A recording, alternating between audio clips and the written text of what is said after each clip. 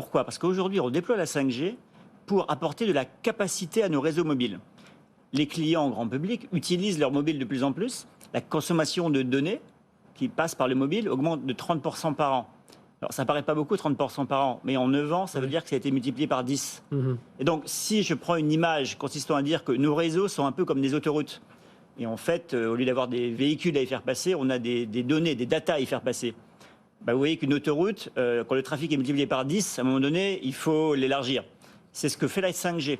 Quand on met de la 5G sur un site où on a déjà mis l'ensemble des fréquences et des appareils 4G, ça double finalement notre capacité à faire transiter ce trafic. Et c'est important pour désengorger, pour que la fluidité soit toujours la même. Il y a des endroits déjà aujourd'hui où on doit effectivement désengorger le trafic à venir. Et c'est là qu'on déploie la 5G de manière assez intense néanmoins. On a un déploiement 5G assez intensif. On a aujourd'hui, on couvre plus de 10 000 communes en 5G. On a plus de 7000 sites qui sont passés à la 5G. Et donc déjà aujourd'hui, ça se passe de manière assez intense, sans que ce soit forcément vu par le grand public. Simplement, on continue à avoir du trafic très fluide et une qualité de service optimale pour l'ensemble de nos clients. Et puis on est en même temps en train de... Enfin, il y a deux déploiements de 5G. Il y a la 5G qui vient se déployer au-dessus de la 4G, et puis il y a ce qu'on appelle la 5G standalone, qui est la 5G pure et dure, voilà, où là on a des antennes toutes seules 5G. Aujourd'hui, 5G et 4G sont très liés.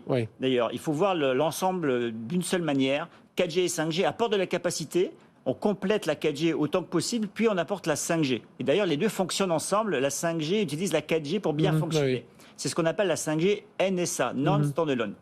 Demain, mais demain c'est très proche, 2023, 2024, on va déployer effectivement de la 5G SA, standalone.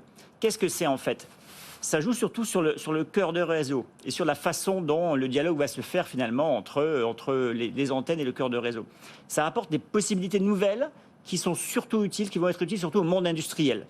Une latence beaucoup plus faible, par exemple. Plus faible, ce qu'on appelle le slicing aussi, on peut découper selon les besoins. Voilà, la latence plus faible, c'est une capacité de piloter à distance des engins industriels. Le slicing, c'est une possibilité dans le réseau 5G, finalement, de découper une sorte de sous-réseau virtuel